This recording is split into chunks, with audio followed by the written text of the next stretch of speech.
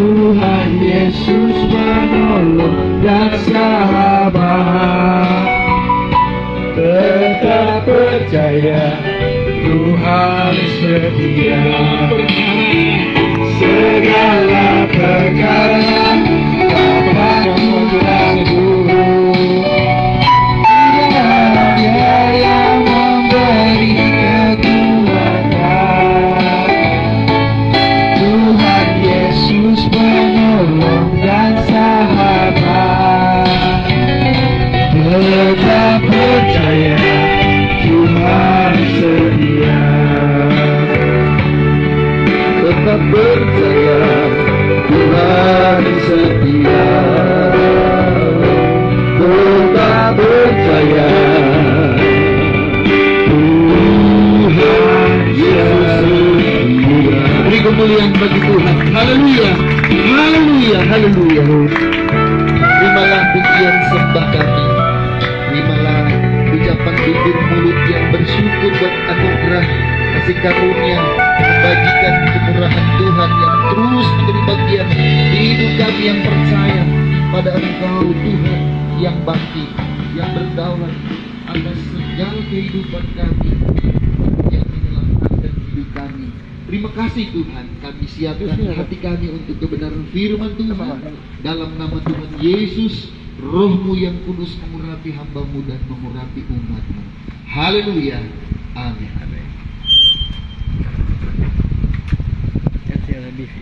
Salam sejahtera dalam kasih Tuhan Yesus Kristus.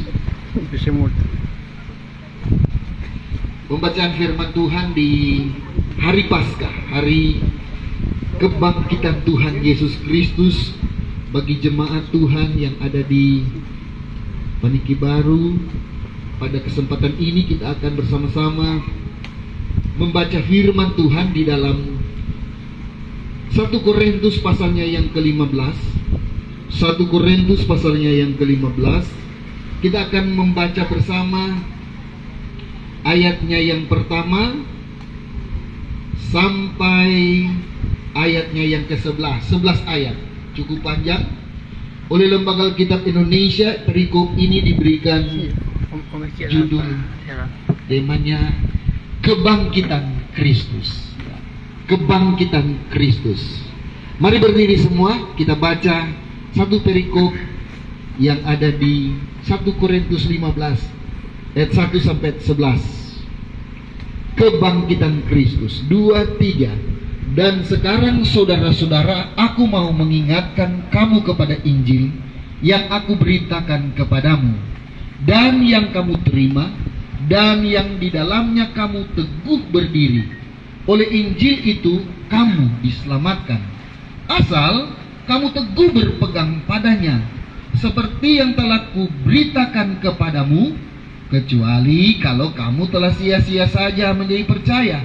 Sebab yang sangat penting telah kusampaikan kepadamu, yaitu apa yang telah kuterima sendiri, ialah bahwa Kristus telah mati karena dosa-dosa kita sesuai dengan kitab suci, bahwa Ia telah dikuburkan, dan bahwa Ia telah dibangkitkan pada hari yang ketiga sesuai dengan kitab suci, bahwa Ia telah menampakkan diri kepada Kefas dan kemudian kepada ke-12 muridnya. Sesudah itu Ia menampakkan diri kepada lebih dari 500 saudara sekaligus.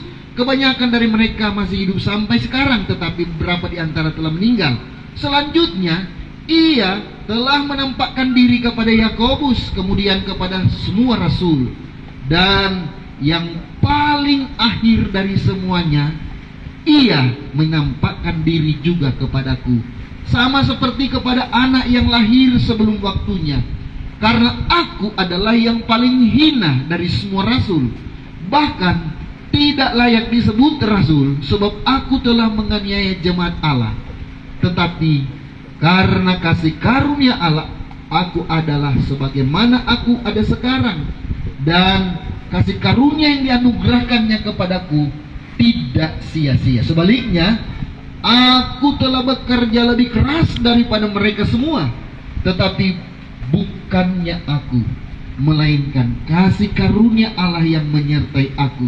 Sebab itu baik aku maupun mereka, demikianlah kami mengajar dan demikianlah kamu menjadi percaya. Haleluya. Silakan suruh duduk kembali. Di kitab Injil menuliskan mengenai peristiwa kronologis kebangkitan Tuhan. Pagi-pagi Maria dan beberapa perempuan membawa rempah-rempah pergi ke kubur Yesus, dan mereka tidak menjumpai jasad tubuh dari Tuhan Yesus yang mati. Tapi yang mereka dapat adalah dia tidak di sini, dia bangkit dari kematian.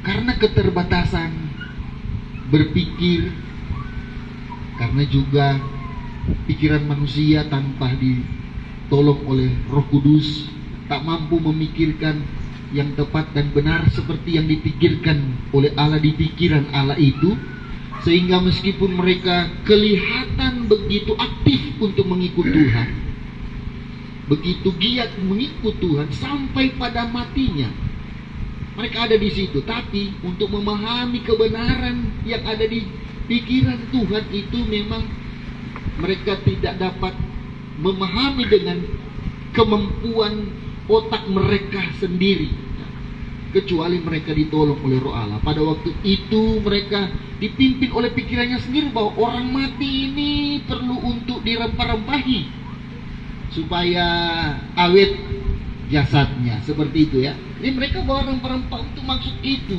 karena mereka tahu bahwa Yesus mati dan mereka belum tahu bahwa Yesus bangkit. Mereka sudah mendengar bahwa Yesus mengatakan dia akan bangkit pada hari yang ketiga, tapi pikiran mereka yang sampai di situ, tidak pernah bilang. Mereka datang untuk melihat jenazah, tetapi tidak ada jenazah di situ. Tidak ada tubuh yang mati di situ. Tidak ada tubuh yang mati yang perlu dirempah-rempahi di situ. Yang ada adalah dia bangkit dari kematian. Alkitab bilang kalau Yesus tidak dibangkitkan, sia-sialah iman orang yang percaya kepadanya. Nah, oleh karena itu, dari peristiwa kebangkitan Tuhan, semuanya baik para wanita, perempuan, Maria dan teman-temannya, Petrus dan teman-temannya mewakili laki-laki, dari kumpulan perempuan yang pertama dan yang kemudian kumpulan laki-laki, semuanya mendapati kubur itu kosong. Tidak ada jenazah di sana, tidak ada mayat di sana. Yang terjadi adalah berita bahwa dia tidak ada di sini. Dia telah bangkit, dan bukankah dia telah berkata bahwa dia akan mendahului kamu ke Galilea setelah kebangkitannya. Dia mati benar, tetapi dia akan bangkit. Dan pada hari Jumat kemarin, jemaat ini diberitahukan lewat khotbah yang disampaikan bahwa kematian Tuhan itu bukan karena kehabisan darah. Kematian Tuhan itu bukan banyak lukanya. Kematian Tuhan itu bukan karena ambisi dan maksud jahat dari pemerintah Romawi yang berkolaborasi bersatu menjadi jahat dengan kaum Yahudi pada masa itu. Tidak. Dengan jelas kitab Injil Matius, Markus, Lukas dan Yohanes menuliskan di sana bahwa Yesus menyerahkan nyawanya, baru ada kematian. Kalau tidak dia serahkan nyawanya, maka tidak ada kematian. Nah, saudara ini kasih Tuhan, di YouTube banyak sekali yang mengkomplain kalau Yesus mati siapa yang mencabut nyawanya. Kalau baca Paskah yang pertama, banyak sekali nyawa yang dicabut oleh malaikat pencabut nyawa itu.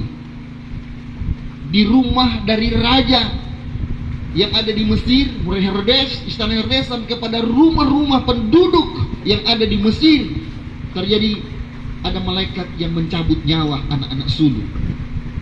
Terjadi kematian. Maka mereka berkata di YouTube, siapa yang mencabut nyawa Yesus? Tidak yang mencabut di sana. Yang adalah Yesus menyerahkan nyawanya. Tertulis jelas di kitab Matius, Markus, Lukas dan Yohanes. Di kitab Injil menulis Yesus menyerahkan nyawanya kepada Bapa. Nah, saudara-saudara yang dikasih Tuhan, di pembacaan dari 1 Korintus 15 ini yang menceritakan tentang kebangkitan Tuhan, penampakan diri Kristus yang bangkit setelah kematiannya itu kepada yang paling hina dari semua manusia laki-laki yang hidup pada masa itu. Menurut yang paling hina itu, bahwa dialah yang mendapat kesempatan anugerah spesial istimewa dikunjungi oleh Yesus yang bangkit itu. Yesus yang bangkit itu tidak sembunyi. Yesus yang bangkit itu terus menampakkan diri kepada para murid-muridnya, para pengikut-pengikutnya, bahwa dia hidup. Dan itu lagu-lagu tua itu ini dulu, indah-indah ya lagu-lagu tua. Sebab dia hidup, ada hari esok. Sebab dia hidup, ku tak gentar, karena ku tahu dia pegang hari esok. Hidup jadi berarti sebab Yesus hidup. Hidup jadi berarti sebab Yesus bangkit. Nilai arti dari kehidupan orang-orang yang telah ditebus oleh Tuhan itu bernilai kekal.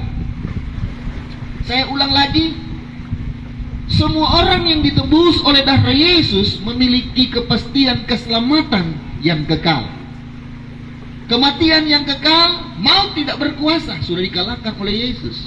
Dosa tidak berkuasa untuk menahan kita pada maut itu, pada kematian itu. Karena Yesuslah sudah memberikan contoh. Dia mengalahkan maut, dia mengalahkan dosa, dia bangkit, dia hidup.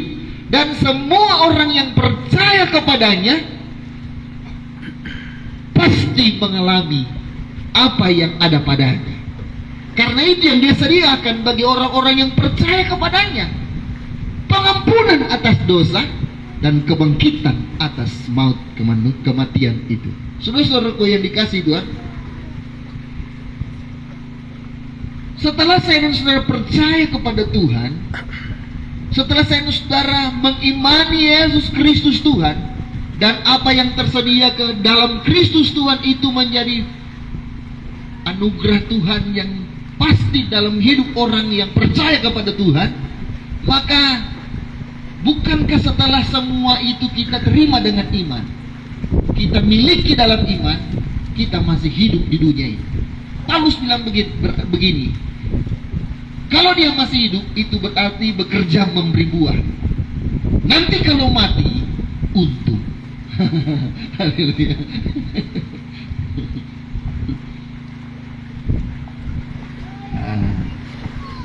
Tadi saya dengar Opa Max Langitan itu sakit, pusing-pusing. Jadi sengaja saya paling terakhir keluar supaya saya mau membuktikan betul nggak dia sakit. Waktu saya sampai di depan, saya lihat, tuh baju BP yang sekali ada baru habis sudah cuci ini, masih bau BP air le, masih bau tiris-tiris. Oh, berarti nggak sakit. Berarti nggak sakit. Mengapa? Masih bisa bekerja. Kalau sakit kan tidur, tidak bisa bekerja. Berarti masih. Oleh karena itu saya bilang kepada istri, turun. Pitok itu pintu, gua bilang, Opa, baganti. Torang tunggu Pak Opa. Bapak keluar, gua bilang, aduh, iya kita pusing. Kita pusing. Saya bilang, Opa mau pilih, pusing tidur di rumah atau pusing tidur di oto dan di oto jo. Opa jadi oto. Dia tetap. Bahkan dia jawab, karena saya tahu dia tidak sakit. Kalau sakit mana mungkin dia mau masuk banyak kali begitu. Iya mandi ya. Masuk telat no. So telat. Saya bilang, apa? Biarlah tak apa-apa. Yang penting Opa ikut orang. Dia aduh setelah. Dia minta maaf. Kali ini biar juga kata. Kali ini biar juga. Nanti lengkap. Cuma sampai situ tuh orang bicara penginjilan. Tuh tahu dia sakit. Tuh datang di rumahnya. Terajak dia dengan paksa. Tapi dia tidak mau. Saya mau berkata kepada saudara, Begitu sebenarnya itu rahasia Injil. Kalau ada orang yang sudah dipaksa pun tetap tidak mau, jangan saudara sedih. Tadi di jalan saya pikir kita tidak berhasil mengajak opah, tapi setelah itu Roh Kudus berikan jalan. Itu so terakhir, itu so jurus resep yang paling terakhir. Dijemput, suruh mandi, suruh pergi karena tahu dia tidak sakit. Dia tidak sakit. Mengapa? Dia bekerja. Saudara, ini jemaat so tua, ini jemaat so umur, so opah. Orang masih muda-muda. Saya mau berkata kepada saudara, memang itu iblis itu setan yang banyak menipu sampai orang-orang yang so tua-tua. Saudara, ini bukan hari biasa. Ini hari kemenangan. Sedang orang-orang yang so sakit-sakit berat di rumah sakit, orang ingin pulang untuk ibadah kepada Tuhan.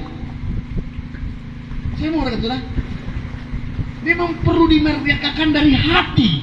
Bukan karena so tua, so lama jadi orang Kristen, kemudian merdeka dari penjajahan kuasa kegelapan, merdeka dari penjajahan tubuh fisik, jasmani yang memang akan kembali kepada debu.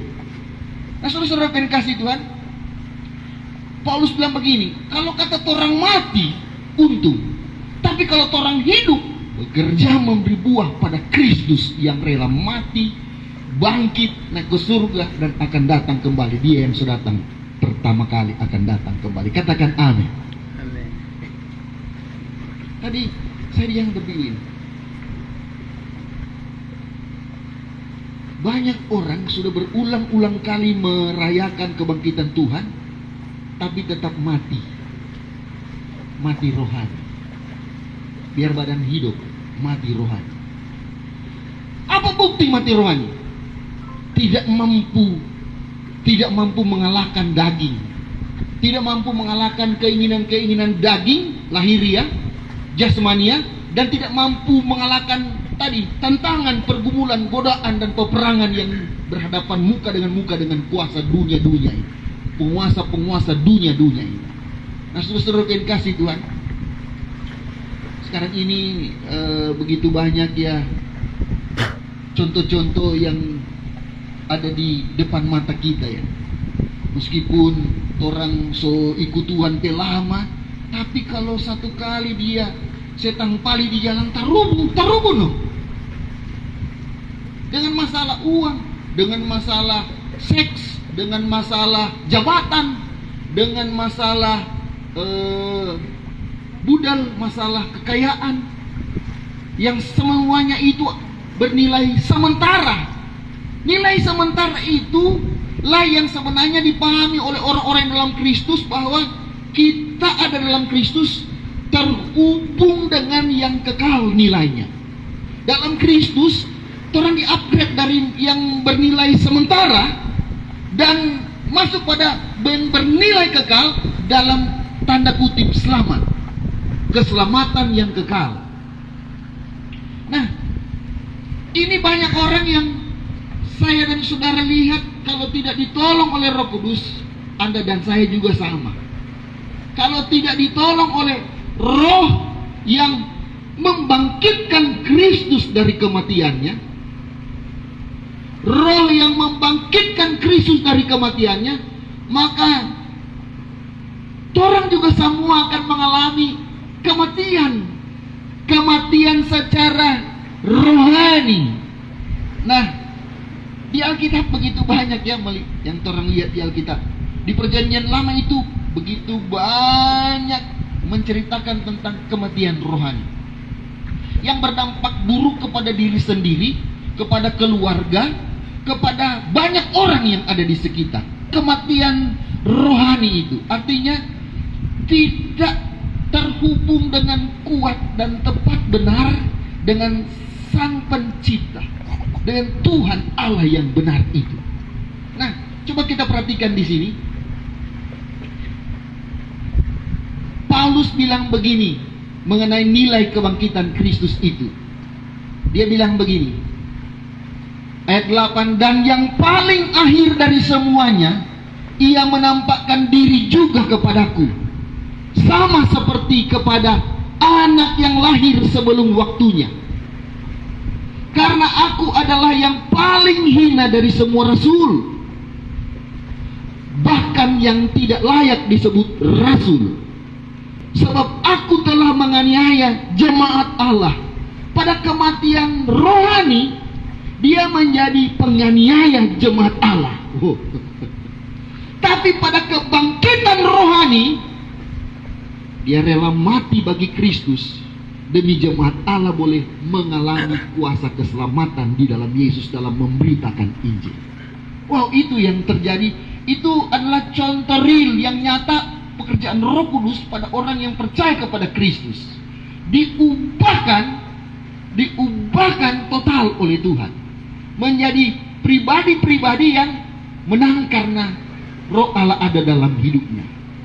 Nah, kalau saudara-saudara perhatikan, Paulus bilang begini, dia itu adalah yang paling hina.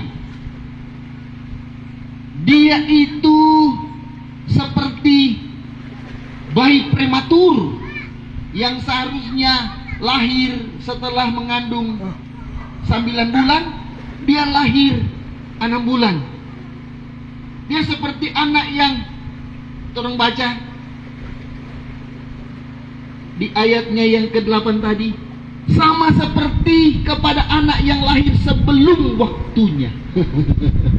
Mengapa dia bilang dia hina dan dia seperti anak yang nyendak genap DP bulan selahir, dan dia yang paling hina dari antara para rasul, bahkan dia disebut tidak perlu saya disebut rasul. Mengapa? Karena pada waktu yang lalu dia adalah penganiaya jemaat Allah. Dia ada pada waktu Stefanus mati dirajam dengan batu. Dia yang menangkap orang-orang yang percaya kepada Yesus dan menyiksa dan memenjarakannya. Bahkan dia menjadi salah satu pelaku pembunuhan terhadap Stefanus.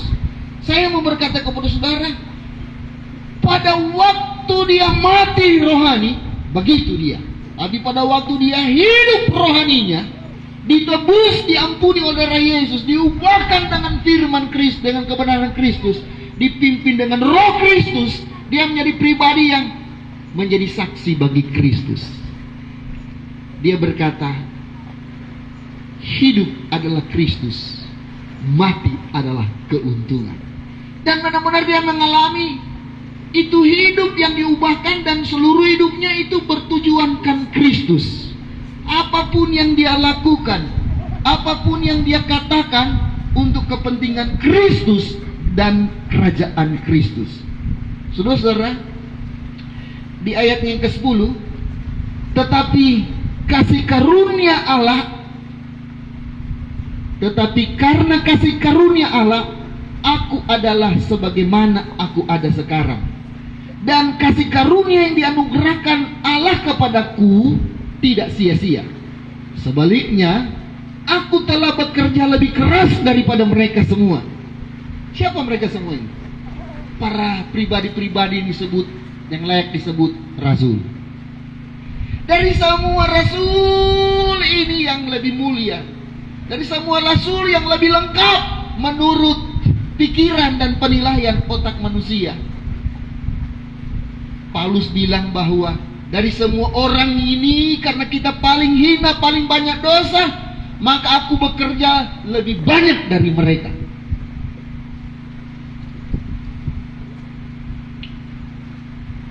Dulu orang ada jemaat yang DP dasar melayani ini. Dia kalau melayani memang sungguh-sungguh. Waktu, tenaga yang Tuhan beri, skill, kemampuan yang Tuhan beri, apa yang dia miliki dari Tuhan, dia pergunakan, dia mobilisasi semua itu untuk memuliakan Tuhan dalam hidup keluarganya, memuliakan Tuhan dalam hidup pekerjaan teman-teman kerjanya, memuliakan Tuhan di hidup dia dan gerejanya di mana dia beribadah. Nah, yang saya perhatikan, karena dari semua ini yang datang di pria ini, dia yang paling dianggap berdosa pun bertobat, lahir baru dan hidup dipimpin oleh Roh Kudus, seperti Paulus, itu benar-benar terjadi. Dia berceri lelah, dia lebih banyak mengalami aniaya dan penderitaan karena berita Injil yang dia sampaikan. Karena nama Yesus yang menyelamatkan yang diberitakan, dia mengalami celaka-celaka, dia mengalami kesukaran-kesukaran, dia mengalami penderitaan. Dia disesah, dia dianiaya, dia ditinggalkan, dan begitu banyak daftar dari penderitaan demi penderitaan yang wajib ditanggung oleh Paulus. Tetapi Paulus berkata, penderitaan-penderitaan ringan yang sekarang ini tidak dapat dibandingkan dengan kemuliaan yang Tuhan sediakan nanti kelak. Saudara-saudaraku yang kasih Tuhan, inilah yang memotivasi Paulus yang merasa banyak dosanya itu bekerja banyak sebelum mati bagi Kristus. Nah, teladan ini kalau ada di gereja, saya percaya gereja itu akan mengalami lawatan Tuhan di hidup semua orang yang di dalam gereja itu. Kalau semua sadar akan hal ini, bahwa kita ini sudah ditebus oleh kuasa darah Yesus, dosa kita diampuni. Dosa tidak diampuni dengan banyak kasih perpuluhan, banyak kasih pembangunan, banyak kasih untuk musik, banyak kasih untuk acara-acara pesta-pesta untuk membiayai pekerjaan Tuhan. Doi tidak mengampuni dosa. Dosa juga tidak diampuni dengan orang banyak pimpin pujian, banyak khotbah, banyak berdoa bagi orang-orang lain. Dosa tidak diampuni oleh perbuatan baik. Dosa cuma bisa diampuni dengan darah. Dari dulu Allah Bapa menerapkan itu pada umat kesayangannya, umat pilihannya, bahwa dengan darah yang tertumpah dosa diampuni. Begitu Allah yang benar, di pikiran Allah yang benar, dan diterapkan Allah yang benar pada umat pilihan Allah, itulah Israel. Maka mereka setiap tahun berkumpul untuk membawa korban. Korban itu sembelih, darah yang tertumpah, sampai dosa 1 tahun diampuni, tahun depan ulang lagi. Begitu terus setiap tahun. Di hari pengorbanan, penebusan salah itu mereka lakukan. Nah, setelah Yesus mati di Kalvari, darah anak domba Allah itu mengampuni seluruh orang Israel dan juga seluruh orang non-Israel.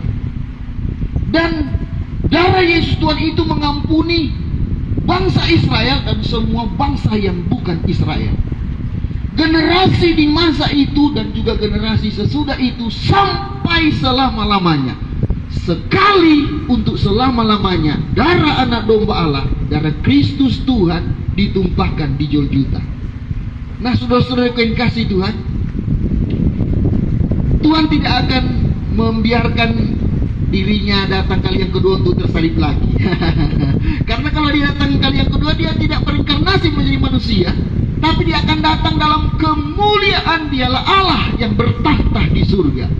Dia akan datang dengan kemuliaannya yang sebenarnya, yang tidak dalam inkarnasi. Dia benar-benar kuat, dia benar-benar mulia, dia benar-benar besar, dia benar-benar dahsyat, seperti pujian anak-anak sekolah minggu tadi. Dia sungguh besar, dia sungguh dahsyat, dia sungguh baik. Itulah Tuhan kita. Kalau dia datang, saudara-saudara yang kasih Tuhan, kalau saudara-saudara lihat perkembangan sekarang orang-orang yang pernah mati kemudian dihidupkan kembali dan orang bersaksi.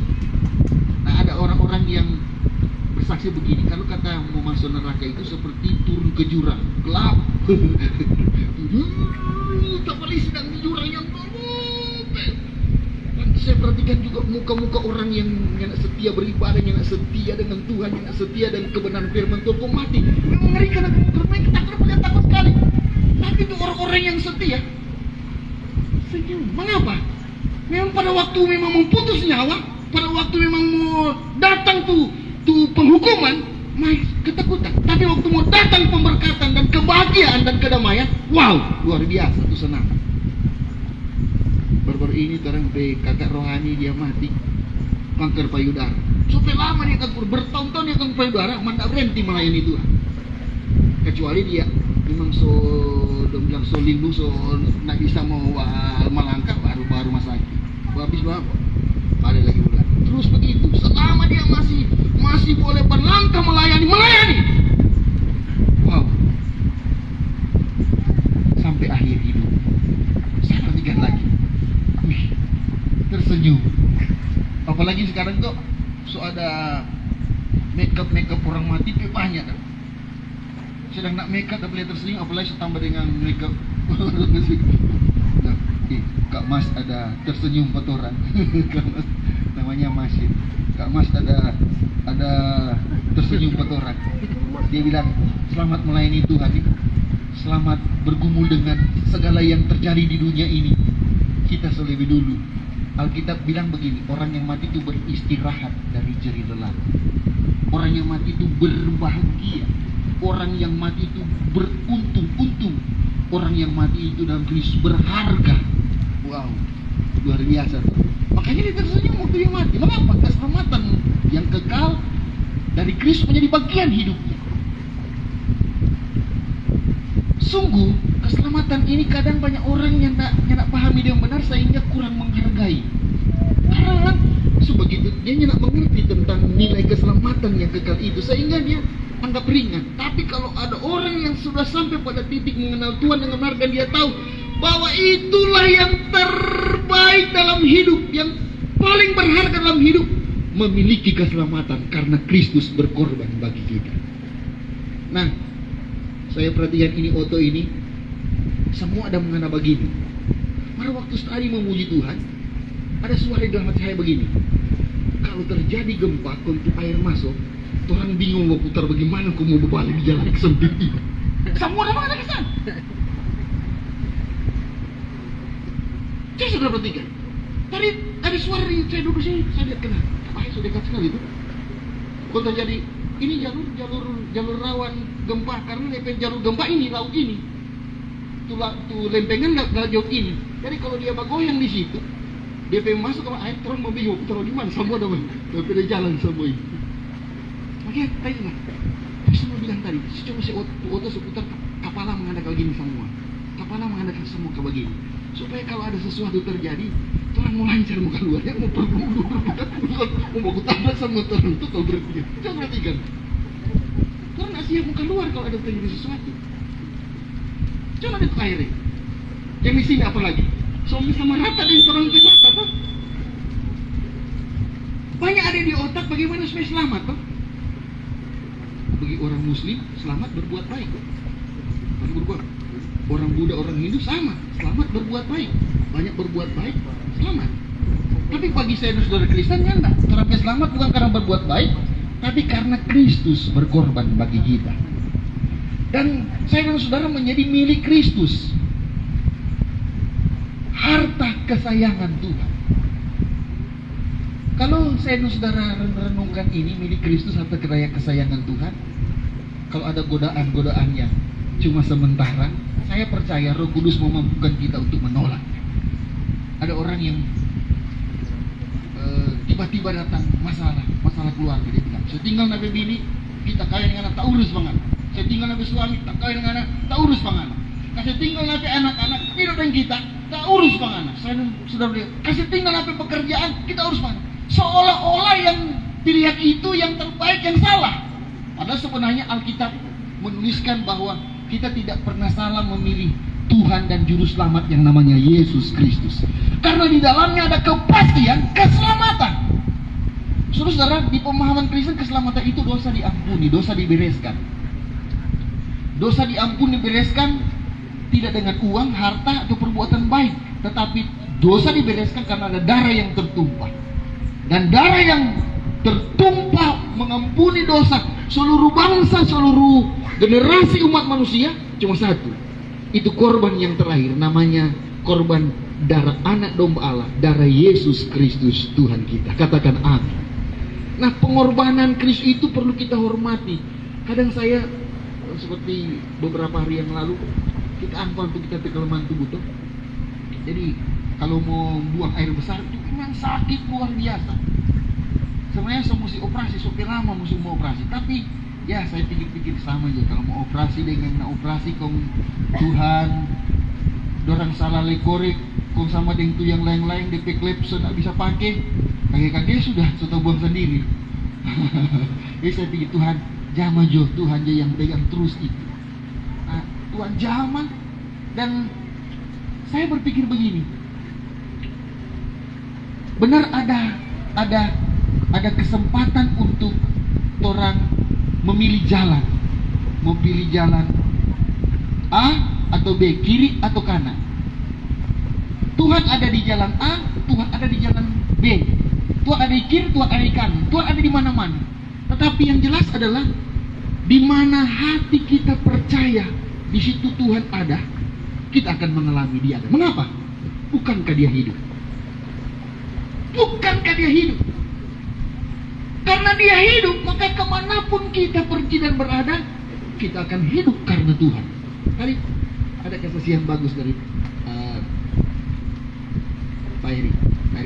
Bu, bagaimana tuh orang menyesuaikan dengan cicilan rumah lumayan tuh? Tapi ternyata yang terasa tak mampu, kalau dengan Yesus Dia memampukan, Dia mencukupi, dan akhirnya lunas. Saya tadi langsung tergerak untuk mencari ayat tentang lunas itu ya. Saudara-saudara perhatikan di dalam 1 Korintus pasalnya yang ke-6. 1 Korintus pasalnya yang ke-6 ayat 19 dan 20. Atau tidak tahukah kamu bahwa tubuhmu adalah bait Roh Kudus yang diam di dalam kamu, Roh Kudus yang kamu peroleh dari Allah, dan bahwa kamu bukan milik kamu sendiri, sebab kamu telah dibeli dan harganya telah lunas dibayar. Karena itu muliakanlah Allah dengan tubuhmu. Katakan amin. So lunas. Dosa itu nak cicil Tuhan tebus orang, nak cicil. Tuhan tebus dosa kita lunas. Artinya sampai dan kita mungkin 60 tahun hidup di dunia ini, Tuhan penebusan lengkap. Yang ada pada saya harus dijaga, bertobat. Cuma itu bagian manusia bertobat. Di mana kita bertobat seperti yang dikatakan dalam Alkitab, bahwa berita tentang kebangkitan Tuhan itu diberitakan pada orang yang mau bertobat. Kalau tidak mau bertobat, meskipun dia percaya kepada Yesus, dia tidak selamat. Karena bertobat itu adalah bagian yang harus kita gandengkan dengan percaya. Percaya yang benar adalah percaya dalam pertobatan. Kalau percaya tidak dalam pertobatan, maka itu percaya model setan. Setan itu tidak bertobat meskipun dia diciptakan di surga. Setan itu di surga diciptakan dalam kemuliaan.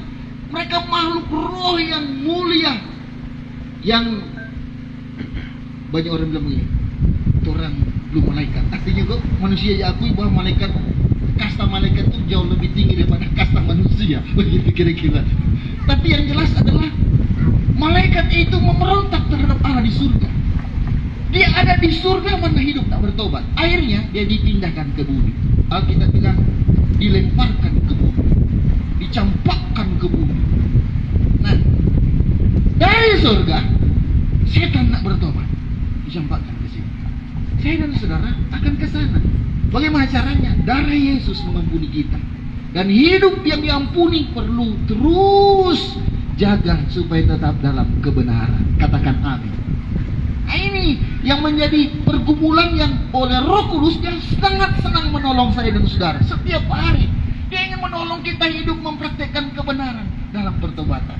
Di rumah tangga, di pekerjaan, di perjalanan, di pergaulan, dimanapun kita pergi dan berada, Tuhan mau menolong kita dengan hadirnya Roh Kudus, Roh kebenaran, Roh penolong, Roh penghibur, Roh yang akan memberi kita kemampuan mengambil keputusan yang benar supaya berkenan di hadapan Tuhan. Tubuh kita adalah baik Roh Kudus. Hidup kita adalah milik Tuhan, bukan milik kita. Karena kamu telah dibeli dengan harga yang lunas dibayar, karena itu muliakanlah Allah dengan tubuhmu. Muliakanlah Allah dengan tubuh. Saudara, yang saya selama di jemaat ini yang saya perhatikan,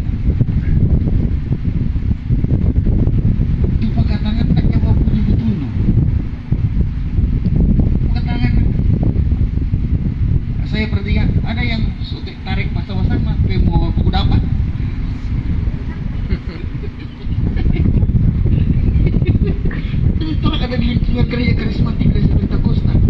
Di Pentakosta memang orang hina-hina buat orang tuh pakai tangan gitu.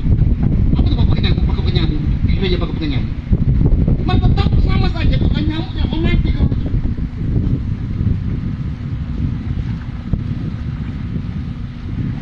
Tuhan pernah kirim orang satu bapak dari pakai tangan. Aduh, orang mau pongok mau dekat pada dia. Martu setan datang konggoda, usir pada dengan cara kasar, keluar dari jemaat.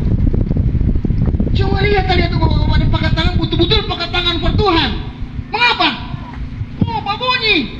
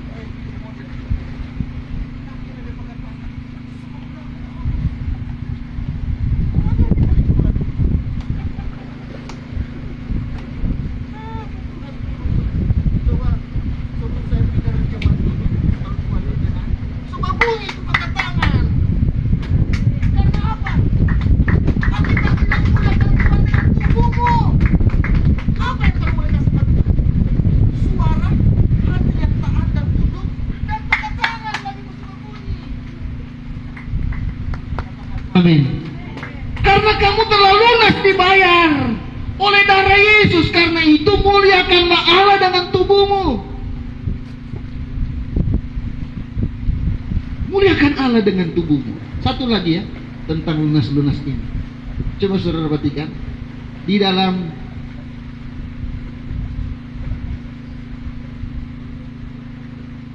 Satu Korintus 7 ayat 22-23. Sebab seorang hamba yang dipanggil oleh Tuhan dalam pelayanannya adalah orang bebas milik Tuhan. Demikian pula orang bebas yang dipanggil Kristus adalah hambanya. Kamu telah dibeli dan harganya telah lunas dibayar. Karena itu janganlah kamu menjadi hamba manusia.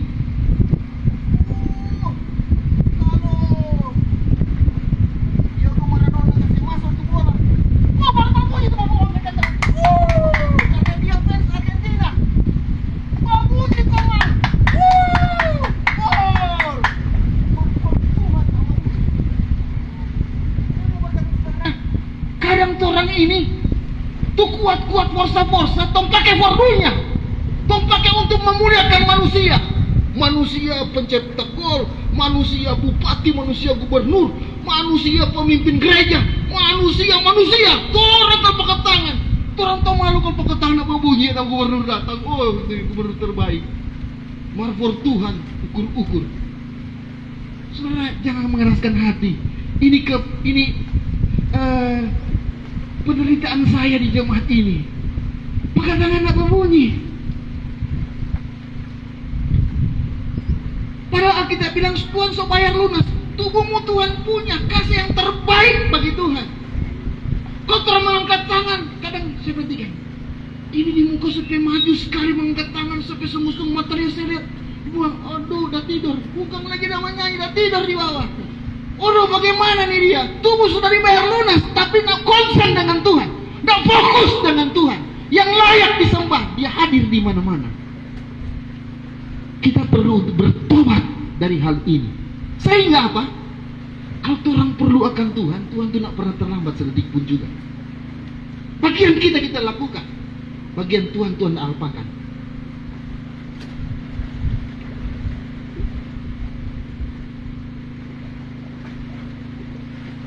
Yang terakhir, Coba kita perhatikan di dalam 1 Korintus 15 tadi, ayatnya yang ke 1 Korintus pasalnya yang ke-15 ayatnya yang ketiga. Sebab yang sangat penting telah kusampaikan kepadamu, yaitu apa yang telah kuterima sendiri, ialah bahwa Kristus telah mati karena dosa-dosa kita sesuai dengan kitab suci, bahwa ia telah dikuburkan dan bahwa ia telah dibangkitkan pada hari yang ketiga sesuai dengan kitab suci, bahwa ia telah menampakkan diri. Semuanya itu sesuai dengan kitab suci. Kalau semuanya sesuai dengan kitab suci, kedatangannya, kematiannya, kebangkitannya, kenaikan Tuhan ke surga, yang orang tunggu-tunggu ini itu terakhir, kedatangannya kali yang kedua. Ini orang tunggu yang rame-rame dan yang orang tunggu satu-satu.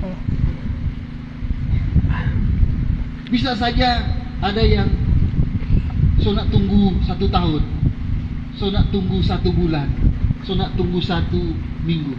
Sudah dia bilang kalau 1 hari. Semua belum siap.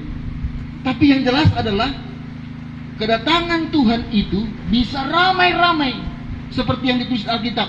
Sangkakala Allah dibunyikan, maka Tuhan turun dari surga. Orang-orang yang mati dalam Tuhan dibangkitkan, orang-orang yang tinggal hidup diubahkan, memiliki tubuh kemuliaan.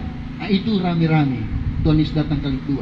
Tapi yang terjadi seperti yang saya katakan tadi, setelah dapat pergumulan bertahun-tahun dengan sakit kanker payudara, dan akhirnya dia tersenyum. Aku pulang, aku beristirahat, aku berbahagia, aku berharga dalam iman di dalam Kristus Tuhan. Wow, sebenarnya ini adalah janji yang pasti bagi semua orang yang menjadi milik Tuhan oleh karena darah Tuhan menebusnya. Dan orang yang telah ditebus sadar diri, kita perlu hidup dalam kebenaran, kita perlu hidup dalam kerendahan hati, kesetiaan. Kita perlu hidup beribadah kepada Tuhan. Kita perlu hidup memprioritaskan, mengutamakan Tuhan. Kita perlu hidup memuliakan Tuhan dengan tubuh kita ini.